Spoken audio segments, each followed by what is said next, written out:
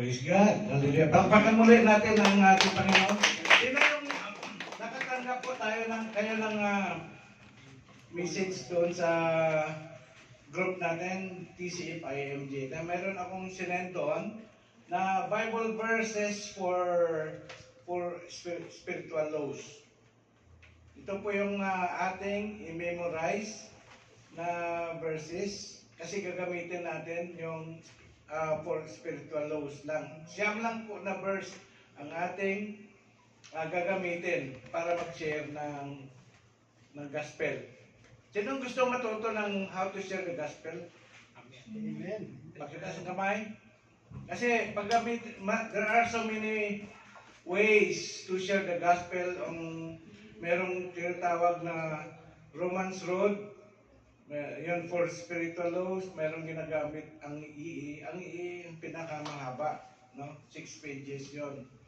Pero ito gagamitan natin, ito yung common na ginagamit ng mga dun sa New Life Discipleship, ito yung tinuro sa amin, no? For spiritual laws. So patuloy pa tayo dito sa sa ating pinag-aralan nung nakaraan. Doctrine of Salvation, nasa numbers, tapos na po tayo sa number 6, di ba? So, dito na po tayo sa number 7. So, mankind is born dead in their sins, and dead people are powerless to seek after God. So, kayo ay binuhay niya nang kayo ay mga patay dahil sa inyong sa langsang at mga kasalanan. Ito ay sinabi dun sa Ephesians chapter 2 verse 1. Tayo po ay mga patay noon. Hindi physical death. Hindi physically dead. Kundi tayo po ay spiritually, no? Yung ibig sabihin spiritually dead, we are separated from God. Nung binigyan ni Lord si Adam at saka si Eve na wag nilang kainin ang tree of knowledge, yung bunga, fruits from the tree of knowledge. Di ba sinabi niya doon na kapag kinain niyo to, kayo mamamatay. So, nung kinain nila, hindi naman sila kaagad namatay, di ba? Physically. Pero kahit kinain nila yung prutas na yon o hindi, mamamatay pa rin sila physically. Ang tinatawag doon na kamatayan, yung spiritual death, no? Separation from God. They will be separated from God. So, ang nangyari noon, nung lumabag sila, pinalis sila doon sa Garden of Eden. Diba? Nahiwalay sila dati. Araw-araw, kasama nila, naglalakad sila, kasama nila ang Diyos. Diba? So, nawala na sila doon sa presensya ng Diyos. So, tayo lahat, nung wala pa tayong relasyon kay Christ, hindi pa tayo ligtas, wala pa tayong salvation, ganon ang status natin. We are separated from God. Amen. No? Ito Amen. Sabi doon, that is the consequence of sin. No? Marami ang gustong maniwala na ang Diyos ay mapagmahal na Diyos, no? At hindi niya papansinin ang mga pagkakamali natin o pagkukulang, maliit, o tulad ng sinasabi, maliit lang yung kasalanan ko, white lies, katulad ng white lies, no? Pandaraya, kapag walang nakatingin o palim nanonood po tayo ng mga hindi nakakalugod na mga panoorin, katulad ng mga pornography, di ba? Wala namang nakakita, no? Pero hindi natin alam nakakita ang Diyos. Maring hindi nakakita ang pastor, ang kapatid mo, no? Sabihin mo, wala naman si Brad, no? O si sister, so okay lang ganito. Pero ang Diyos nakakita, no? Ang problema, kasalanan ay kasalanan, di ba? Malaki man o maliit, katulad ng sinabi ko noon, maliit at malaking sili ay pareho lang yan na sili. Amen. Amen? So, bagamat mahal tayo ng Diyos, ang kanyang kabanalan ay hindi niya kayang tiisin. No? Tandaan po natin, we have a just God. No? Ang Diyos natin ay, siya po ay nagsasabi na ang lahat ng nagkasala ay dapat mapaparusahan. No? Ito, ang kasalan, ang tinamumuhian ng Diyos ay ang kasalanan. Pero yung makasalanan, mahal niya. Mahal niya po tayo. Kasi kung hindi niya tayo mahal, no?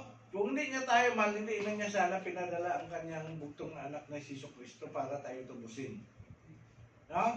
So, ang kasalanan, doon galit ang Diyos, no? Sa kasalanan. Sabi nga doon sa Numbers chapter 32 verse 23, your eyes are too pure to look on evil and you cannot tolerate wrong. Amen. Yan. Tapos doon, you may be sure, ito, maging ang mga lihim na kasalanan tinago natin sa sulok na ating mga puso. Balang araw ay mabubunyag. Nothing in all creation is hidden from God's. Ito na sinasabi ko, no? Nothing in all creation is hidden from God's sight. Everything is uncovered and laid bare before the eyes of Him to whom we must give an account. Hebrews chapter 4 verse 13. Amen? Sabi nga, sa Romans 6:23, ano yan? Siya? Seek first. Romans 6:23. For the wages of sin is death. Death. Ang kabayaran ng kasalanan ay kamatayan. Ang paghiwalay sa presensya ng Diyos. Amen? Okay, next. Ano ngayon ang gagawin po natin para tayo maligtas? Alam mo, napakahirap, no? Sabi ni Jesus Christ, napakahirap maligtas, no? O napakahirap pumasok sa kaharian ng Diyos ang isang tao. Bakit? Kapag siya ang kumilos, ang tao kumilos, gagawa ng effort niya, pagsisikap niya, na siya ay magkaroon ng susi para makapasok sa kaharian ng Diyos, mahirapan siya. Amen. Kaya sabi sa Ephesians 2:8-9, it is by grace that we have been saved through faith. No, this is not from ourselves. No, this is not through our good works. No, di ba? So, mga kapatid, yan ang pagkakala ng ibang mga tao sa paggawa, no? Na mabuti, sinisikap nila maging mabuti, sinisikap nila maging gumawa ng maraming mga magandang bagay, no? Tulong sa kapwa, no? Pero kapos po yun. Kapos, because no one is righteous, not even one. Romans chapter 3, 3:10. ano? 23 din. 6:23. 3:23. Yun, magkasama yun. No, tandaan lang nyo. 3:23. Pag Romans 3:23, sinasabi niya, alam mo kapatid, pag nag-share kayo, alam mo kapatid, sinabi ng Biblia na lahat tayo nagkasala at walang sinuman ang nakakabot sa kapamantayan ng Diyos. Amen. Yun ang gagamitin. Nandiyan yan sa i-memorize ninyo. Okay? So, ito, sinabi may lumapit kay Jesus Christ, di ba, yung mayaman. Ano, sabi niya, anong gagawin ko para maligtas? Sabi ni Jesus Christ, sabi niya, ibenta mo ang mga ari-arian mo at ipamigay mo. Wala, pinagsisikapan niya. Ako pa magkaroon ng makamit niya yung gano'n, nakaipon ng kayamanan. Pero, sinabi ni Jesus Christ, binta mo, pamigay mo. No, pero nalungkot yung lalaki, no? Nalungkot siya nung malis. Ano sabi ni Jesus Christ? I'll say it again, it is easier for a camel to go through to the eye of a needle for a rich person to enter the kingdom of God. No, maring sabihin natin, may hirap naman ako, hindi naman ako mayaman. Pero itong richness na ito, hindi itong pera, hindi itong kayamanan na alam na po natin. Ano ang kayamanan sa buhay mo? Ano ang kayamanan sa buhay natin na hindi natin pwedeng bitawan? Ito po yun. No? Yung pinaka-ano lang ang puso po natin.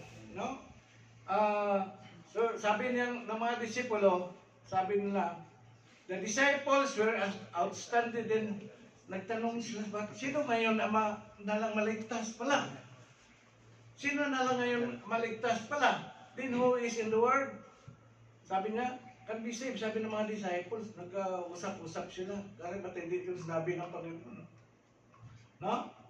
So, sabi ng Diyos, sabi ni Jesus Christ, ang sumunod na verse dyan sa Matthew chapter 19 verse 26, what is impossible with man is possible with God. No? So, ano pa? Sabi nila, ito, pwede na gamitin ng iba ito, no? Na, ako ay nagpipreach, ako ay nagpapagamit sa Panginoon, katulad ni Kibuloy, di ba? Oh, gumagamit, nagpapalayas ako ng mga masamang espiritu sa pangalan ni Jesus Christ. Nagpapagaling ako sa pangalan ni Jesus Christ. Pero ano sabi ni Jesus Christ sa Matthew chapter 7, verse 21? Not everyone that said unto me, Lord, Lord, shall enter into the kingdom of heaven, but he that doeth the will of my Father which is in heaven. So dapat, ito yun, no? Ano yung will ni Lord? Ano ang will ng Father ni Jesus Christ? Sabi niya. Ano yun? Palagay natin, what is the will? O, anong kalooban ng Father? We need to accept the Lord Jesus Christ. We need to surrender ourselves to our Lord Jesus Christ. We need to repent, okay? And we need to believe what He did for us in the cross. At sabi niya, we need to be born again. Hindi sinasabi niya, kailangan palitan mo reliyon mo, be born again ka. No. Except a man be born again, he cannot see the kingdom of God. This born again experience, it will come into the life of a person when you accepted truly and surrender yourself to God, to Jesus Christ.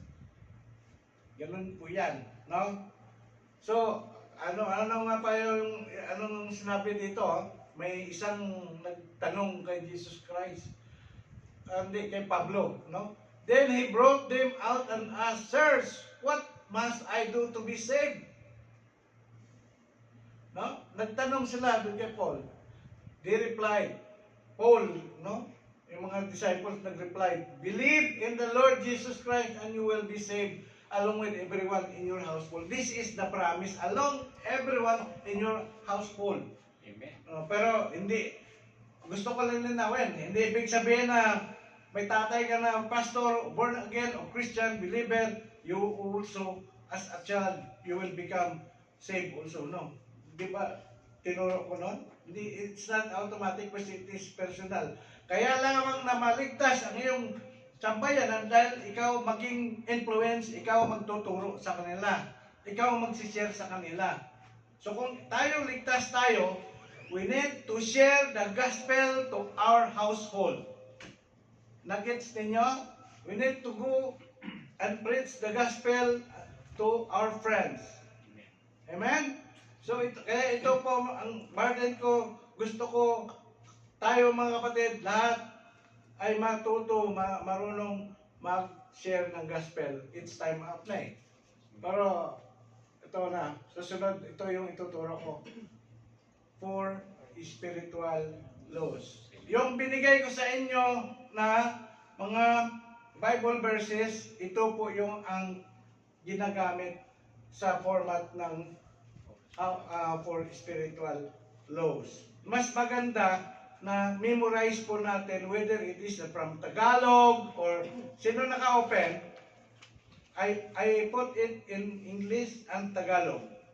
So if you are kung mas komportable ka na mag-share ng gospel sa Tagalog, Tagalog na may memorize mo. Pero kung gusto mo English, mas maganda rin. So pili kayo. Amen? Amen. So, ito, siyam lang yun, no? Okay, ito yung isa-isahin natin to sa susunod, no? Na actually nandiyan i-share ko nandun sa ano yan, i-separate ko na lang tong PDF nito. Okay? Yan. Susunod, ipaliwanag ko to isa-isa, no? Yung kung paano mag-share nito. English Tagalog din yan, no? Dalawa, no? So, pwede kayo mamili Tagalog or English kasama na yung mga Bible verses. Amen? Amen. Gagawa ako ng libro ko, notebook ko. Lagay pangalan ninyo. Ano yung mga verses ang na-memorize ninyo. And then, magkaroon po tayo ng katulad nung sa amin, practicum. Pero ang practicum hindi dito makita ng lahat. Kung sino man yung ang gagawin po natin, mag-practice tayo dito katulad sa New Life Discipleship na ginawa na pinagawa sa amin noon. No? So ganun lang po mga kapatid. I hope na sa pagkatapos natin ng Doctrine of Salvation, mayroon kayong matutunan at ma-equip kayo how to share the gospel. Because one of the reason, isang reason na hindi makapag-share ang isang Kristiyano ng gospel because hindi niya alam. That's why na ituturo po natin. Amen? Amen. So ganun. Praise God.